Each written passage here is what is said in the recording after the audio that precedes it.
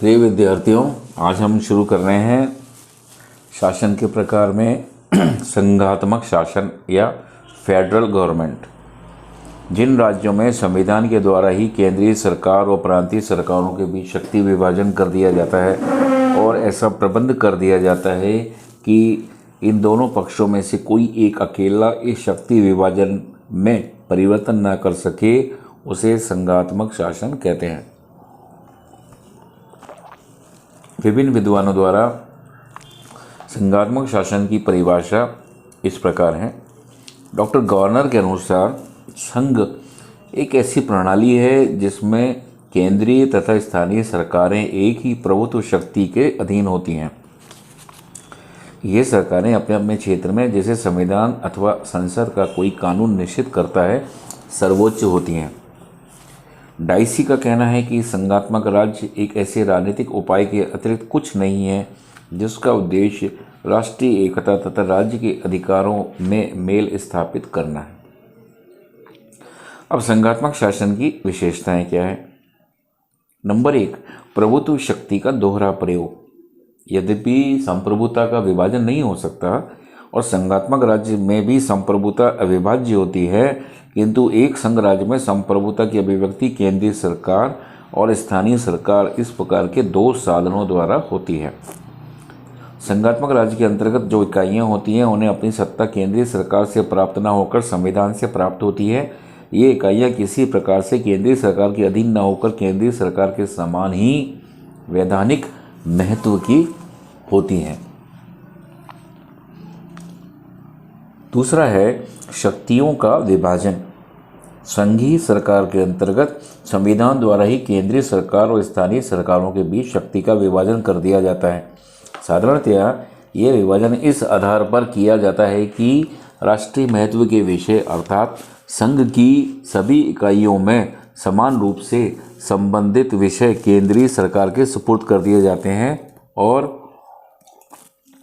स्थानीय महत्व के विषय इकाइयों की सरकारों के सुपुर्द किए जाते हैं। नेक्स्ट है संविधान की सर्वोच्चता। संघ शासन समझौते द्वारा स्थापित शासन होता है।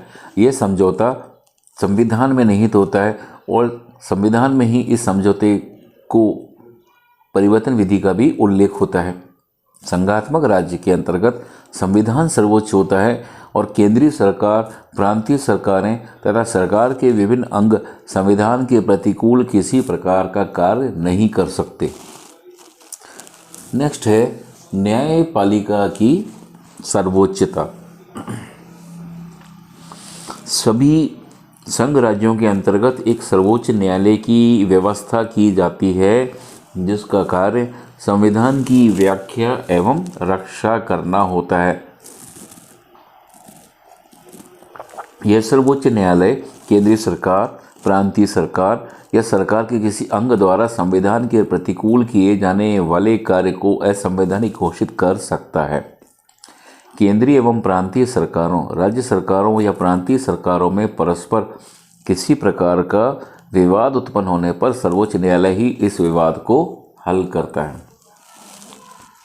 नेक्स्ट है दोहरी नागरिकता। संघ राज्य के अंतर्गत साधारणतया दोहरी नागरिकता की व्यवस्था होती है। एक व्यक्ति केंद्रीय सरकार तथा प्रांतीय सरकार जिसमें वह रहता है, इन दोनों का नागरिक होता है तथा इन दोनों के प्रति भक्ति रखता है, किंतु दोहरी नागरिकता संघ राज्यों का आवश्यक तत्व नहीं है। भारतीय संविधान ने एक ऐसे संघ राज्य की स्थापना की है लेकिन दोहरी नागरिकता की व्यवस्था को नहीं अपनाया है। अब संघात्मक शासन के गुण या मेरिट्स को हम लोग समझते हैं। नंबर 1, राष्ट्रीय एकता और स्थानीय स्वशासन में सामंजस्य। संघीय शासन के अंतर्गत केंद्रीय सरकार और प्रांतीय सरकारों के बीच शक्ति विभाजन किया जाता है। राष्ट्रीय महत्व के विषय केंद्रीय सरकार को और स्थानीय महत्व के विषय की जो इकाइयां हैं उनको सरकारों को दिया जाता है। इस प्रकार केंद्रीकरण और विकेंद्रीकरण के बीच एक प्रकार का समझौता किया जाता है। इस समझौते के परिणाम स्वरूप संघीय शासन में राष्ट्रीय एकता और स्थानीय स्वतंत्रता दोनों के ही लाभ प्राप्त किए जा सकते हैं और ऐसा केवल संघीय शासन में ही संभव है। डाइसी ने कहा कि संघ शासन राष्ट्रीय एकता और राज्यों के अधिकारों में सामंजस्य स्थापित करने की अद्भुत राजनीतिक पद्धति है। नेक्स्ट है निर्बल राज्यों को शक्तिशाली बनाने की पद्धति। संघीय शासन के द्वारा छोटे छोटे राज्यों को ये अवसर प्राप्त होता है कि वे परस्पर मिलकर एक शक्तिशाली संगठन का निर्माण कर सकें। ये बात नितांत सत्य है कि संगठन से ही शक्ति प्राप्त होती है। अमेरिकन संघ में जो विभिन्न 50 राज्य हैं, वे यदि पृथक रहते तो उन्हें अंतर्राष्ट्रीय क्षेत्र में कदापि भी वह शक्ति व अधिकार प्राप्त नहीं होता जो अमेरिकी संघ के कारण उन्हें प्राप्त है। भारतीय संघ के राज्यों के संबंध में भी यही बात कही जा सकती है। संघ की स्थापना से न केवल अंतर्राष्ट्रीय क्षेत्र वरन आंतरिक क्षेत्र में भी शक्ति बहुत बढ़ जाती है। नेक्स्ट है मितव्ययता और औद्योगिक विकास। संघीय शासन की स्थापना से प्रशासनिक व्यय में बचत होती है, क्योंकि संघ की स्थापना के कारण वे अनेक व्यय बच जाते हैं जो संघ की प्रत्येक इकाई को अलग अलग उन कार्यों पर करने पड़ते जो संघीय सरकार सभी इकाइयों की ओर से करने लगती है। आर्थिक विकास की दृष्टि से भी संघीय शासन सर्वश्रेष्ठ है, क्योंकि विशाल संघीय राज्यों में ही वर्तमान समय के विशाल उद्योग सरलता से स्थापित किए जा सकते हैं। नेक्स्ट है निरंकुशता की आशंका नहीं। एकात्मक शासन में संपूर्ण राजशक्ति केंद्रीय सरकार में निहित होने के कारण एक व्यक्ति के निरंकुश शासन की स्थापना की आशंका बनी रहती है, परंतु संघात्मक शासन में शासन शक्ति अनेक इकाइयों में बटी हुई होने के कारण इस बात की कोई आशंका नहीं रहती है। ब्राइस के शब्दों में संघ में एक निरंकुश शासन द्वारा जनता के अधिकार हड़प लिए जाने का खतरा नहीं रहता है। नेक्स्ट है राजनीतिक चेतना। यद्यपि संघीय शासन अपने नागरिकों को श्रेष्ठ राजनीतिक प्रशिक्षण प्रदान करता है, क्योंकि प्रत्येक नागरिक को अपने ही क्षेत्र में सर्वांगीण संघीय सरकार की छाया सरकार प्राप्त हो जाती है। इस छाया सरकार से निकट का संबंध होने के कारण उनमें उसकी रुचि भी अधिक होती है। इसके अलावा प्रत्येक नागरिक के लिए प्रांतीय सरकार के कार्यों में भाग लेना भी सरल होता है। नेक्स्ट है केंद्रीय शासन की कार्यकुशलता में वृद्धि। जन कल्याणकारी राज्य की धारणा के कारण वर्तमान समय में सरकार के कार्यों में बहुत अधिक वृद्धि हो गई है और केंद्रीय सरकार के पास अपनी कार्यक्षमता से अधिक कार्य केंद्रित हो गए हैं। वार्ड जैसे लेखक के शब्दों में केंद्र को पक्षाघात हो गया और दूरस्थ क्षेत्र रक्तहीनता से पीड़ित हैं। संघीय शासन में शक्तियों का विभाजन होने के कारण केंद्रीय सरकार का कार्यभार हल्का हो जाता है और वे अधिक महत्वपूर्ण कार्यों को कुशलता के साथ कर सकती है। नेक्स्ट है विशाल राज्यों के लिए नितांत उपयुक्त। विशाल राज्यों के लिए तो संघीय शासन सबसे उपयुक्त व्यवस्था है।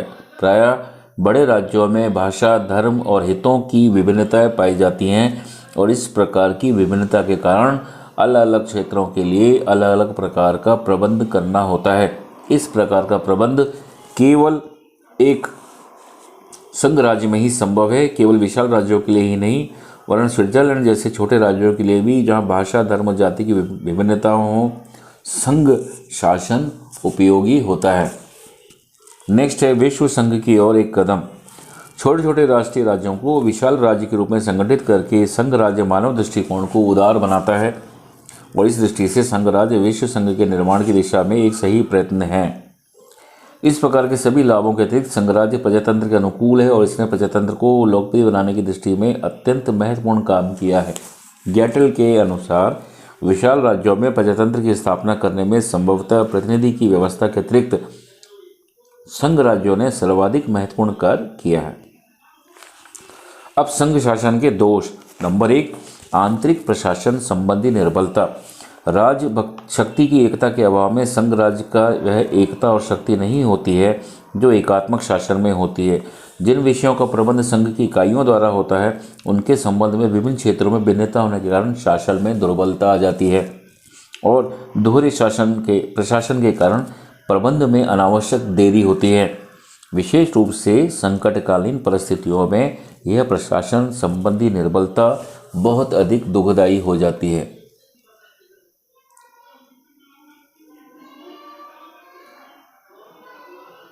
नेक्स्ट है अंतर्राष्ट्रीय क्षेत्र में निर्बलता। संघ राज्य अंतर्राष्ट्रीय क्षेत्र में भी निर्बल होता है। अनेक बार संघीय राज्य के अंतर्गत आंतरिक विभेद विदेश नीति को प्रभावित करने लगते हैं और इसके परिणाम स्वरूप विदेशों में राज्य की प्रतिष्ठा कम हो जाती है। अमेरिकी और दक्षिण अफ्रीकी संघ की निर्बलता अनेक बार देखी गई है। तीसरा है इकाइयों द्वारा पृथक होने की आशंका। अनेक बार संघ राज्य में संघ की इकाइयों पर केंद्रीय सरकार का नियंत्रण दृढ़ एवं मजबूत नहीं होता है। ऐसा समय आ सकता है कि जबकि कोई इकाई संघ राज्य के विरुद्ध विद्रोह कर दे या अनेक राज्य मिलकर संघ से संबंध विच्छेद करने का प्रयत्न करें। अमेरिका में जब संघीय सरकार ने दास प्रथा के अंत का निश्चय किया तो इस नीति से असहमत अनेक दक्षिणी राज्यों ने इसका विरोध किया और गृह युद्ध की स्थिति उत्पन्न हो गई। एकात्मक राज्य में समस्त शक्तियां एक ही स्थान में निहित होने के कारण इस बात की आशंका नहीं रहती है। नेक्स्ट है संघ राज्यों का संगठन जटिल। एकात्मक शासन की तुलना में संघीय शासन का संगठन बहुत अधिक जटिल होता है। संविधान द्वारा केंद्रीय और इकाइयों की सरकारों में शक्ति विभाजन की जाने के कारण इन दोनों के बीच अधिकार क्षेत्र के संबंध में सदैव ही विवाद उत्पन्न होने का खतरा बना रहता है। ऐसे मतभेद और विवाद संघ के सामूहिक हित के लिए भी अधिकाधिक हानिकारक होते हैं। नेक्स्ट है सीमा विवाद उत्पन्न होने की आशंका। संघात्मक शासन में संघ की इकाइयों के बीच विभिन्न प्रकार के सीमा विवाद उत्पन्न होते रहते हैं। ये विवाद संघ की इकाइयों में कटुता को जन्म देते हैं और संघ की प्रगति को रोकते हैं। वर्तमान समय में भारतीय संघ के महाराष्ट्र कर्नाटक सीमा विवाद और असम नागालैंड सीमा विवाद इसी प्रकार के विवादों के परिणाम हैं। नेक्स्ट है राष्ट्रीय एकता पर आघात। संघीय शासन में राष्ट्रीय एकता को आघात पहुंचने की आशंका रहती है। अनेक बार प्रत्येक इकाई की सरकारें अपनी उन्नति का ही प्रयत्न करती हैं और अन्य इकाइयों की उन्हें कोई चिंता नहीं होती। इससे राष्ट्रीय हित तथा एकता को आघात पहुंचता है। नेक्स्ट अपव्यय। संघीय सरकार साध्य है और क्योंकि इसमें दोहरी राजनीतिक संस्थाएं, दोहरी प्रशासनिक व्यवस्था और दोहरे कानून होते हैं, संघीय सरकार में समय और शक्ति का भी अपार अपव्यय होता है। पृथक राज्यों की तुलना में जहां संघीय शासन मितव्ययी होता है वहां एकात्मक शासन की तुलना में अपव्ययी होता है। नेक्स्ट है उत्तरदायित्व की अनिश्चितता। एकात्मक शासन में शासन का उत्तरदायित्व सुगमता से स्थापित किया जा सकता है क्योंकि अंतिम रूप से सभी प्रशासन संबंधी कार्यों के लिए केंद्रीय सरकार उत्तरदायी होती है। संघीय शासन में विभिन्न प्रशासनिक त्रुटियों के लिए केंद्रीय सरकार और प्रांतीय सरकारें दोनों ही एक दूसरे को दोषी ठहराती हैं। ऐसी स्थिति में उत्तरदायित्व निश्चित करना बहुत अधिक कठिन होता है। अब इसके बाद हम थोड़ा पढ़ लेते हैं एकात्मक और संघात्मक शासन में अंतर क्या है। नंबर 1 है शक्तियों के विभाजन का अंतर। एकात्मक शासन में संविधान द्वारा शक्तियों का विभाजन नहीं किया जाता है और संविधान द्वारा संपूर्ण शक्ति केंद्रीय सरकार को प्रदान कर दी जाती है।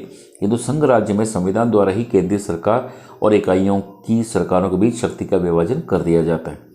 दूसरा है प्रांतीय सरकारों की स्थिति में अंतर। एकात्मक शासन में प्रांतीय और स्थानीय सरकारें पूर्णतया केंद्रीय शासन के अधीन होती हैं, लेकिन संघ राज्य में प्रांतीय सरकारों को संविधान से ही शक्ति प्राप्त होती है और ये सरकारें केंद्रीय सरकार के अधीन ही वरन समान होती हैं। नेक्स्ट नागरिकों की स्थिति में अंतर। एकात्मक शासन में एक ही नागरिकता की व्यवस्था होती है और नागरिक केंद्रीय सरकार के प्रति भक्ति रखते हैं, लेकिन संघ राज्य में नागरिक केंद्रीय सरकार और प्रांतीय सरकार दोनों के प्रति भक्ति रखते हैं और साधारणतया दोहरी नागरिकता की व्यवस्था होती है। नेक्स्ट है संविधान के रूप का अंतर। एकात्मक राज्य का संविधान लिखित, अलिखित, कठोर या लचीला किसी भी प्रकार का हो सकता है, लेकिन संघ राज्य एक ऐसा लिखित समझौते का परिणाम होता है जिसे कोई एक पक्ष अकेला न बदल सके। इसलिए संघ राज्य का विधान आवश्यक रूप से लिखित और कठोर होता है। नेक्स्ट और लास्ट है सरकार के अंगों की शक्ति में अंतर। सभी एकात्मक राज्यों में व्यवस्थापिका संप्रभु होती है और न्यायपालिका का कार्य तो व्यवस्थापिका द्वारा निर्मित कानूनों के आधार पर न्याय प्रदान करना होता है, किंतु संघ राज्य में संविधान सर्वोच्च होता है। इसलिए संविधान की व्याख्या एवं रक्षा करने वाली न्यायपालिका व्यवस्थापिका से अधिक महत्वपूर्ण हो जाती है। व्यवस्थापिका द्वारा निर्मित कानून संविधान के प्रतिकूल होने पर न्यायपालिका उन्हें असंवैधानिक घोषित कर सकती है।